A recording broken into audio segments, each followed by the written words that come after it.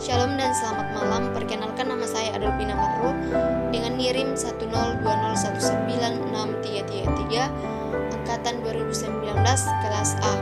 Di sini saya akan membahas tentang pengertian kurikulum. Istilah kurikulum digunakan pertama kali dalam dunia olahraga pada zaman Yunani kuno yang berasal dari kata Latin kurir dan kurere yang berarti jarak yang harus ditempuh oleh seorang pelari atau tempat berpacu. Selanjutnya kita masuk dalam keterangan berbagai pandangan tentang kurikulum.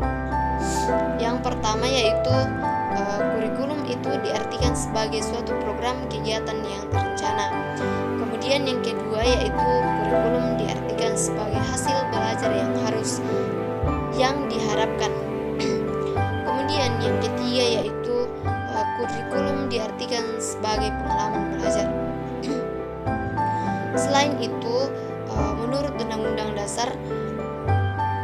Undang-Undang Nomor 20 Tahun 2003 tentang Sistem Pendidikan Nasional dinyatakan bahwa kurikulum dalam seperangkat rencana dan peraturan mengenai isi dan bahan pelajaran serta cara yang digunakan sebagai pedoman penyelenggaraan pembelajaran.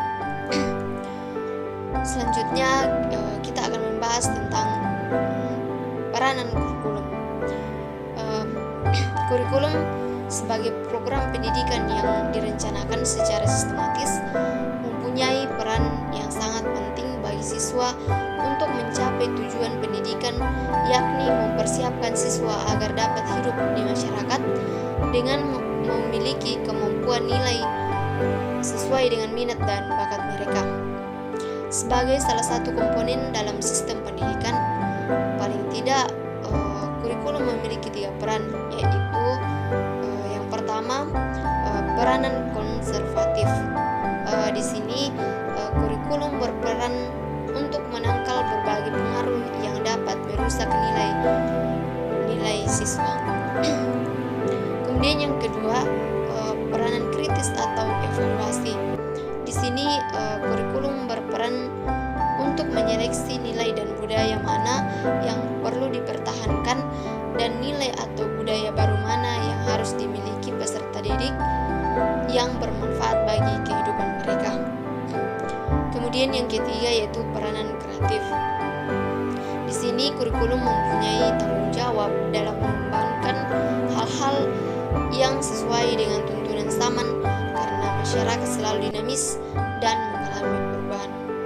Selanjutnya kita masuk dalam fungsi kurikulum. Selain memiliki peranan, kurikulum juga mengemban berbagai fungsi.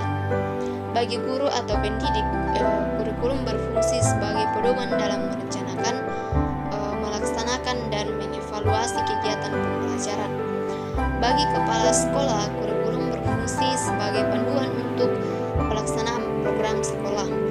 Tujuan pendidikan akan tercapai secara optimal jika ada kerjasama yang baik antara sekolah dengan orang tua. Menurut Alexander Inglis Dalla Umar Malik 2008 mengungkapkan atau mengemukakan 6 fungsi kurikulum untuk siswa, yaitu yang pertama fungsi penyesuaian. Artinya adalah setiap individu harus menyesuaikan diri dengan lingkungan tempat ia berada dan hidup secara menyeluruh. Yang kedua yaitu fungsi integrasi. Fungsi integrasi ini berfungsi untuk mendidik pribadi-pribadi yang terintegrasi, yakni dapat mengembangkan pribadi peserta didik secara utuh. Kemudian yang ketiga, fungsi diferensiasi. Perlu memberikan pelayanan terhadap perbedaan di antara setiap perbedaan antara setiap orang dalam masyarakat. Kemudian yang keempat yaitu fungsi persiapan. Fungsi ini mengundang makna bahwa kurikulum harus memberikan pengalaman belajar bagi peserta didik untuk melanjutkan pendidikan ke jenjang yang lebih tinggi maupun untuk kehidupan di masyarakat. Yang kelima yaitu fungsi pemilihan. Fungsi ini adalah fungsi kurikulum yang dapat memberikan kesempatan kepada setiap belajar sesuai dengan bakat dan minat mereka pribadi lepas pribadi. Kemudian yang keenam, fungsi diagnostik. Fungsi ini membantu dan mengarahkan peserta didik untuk mampu memahami dan menerima dirinya sehingga dapat mengembangkan seluruh potensi yang dimilikinya. Selanjutnya kita masuk ke dalam kurikulum dan pembelajaran. Menurut Saylor 1981, kurikulum adalah pengajaran seperti Romeo dan Juliet. Artinya berbicara tentang Romeo dan berbicara juga tentang Juliet. Romeo tidak akan berarti apa-apa tanpa Juliet. Begitupun pembelajaran tanpa kurikulum sebagai sebuah rencana, maka pembelajaran tidak akan efektif.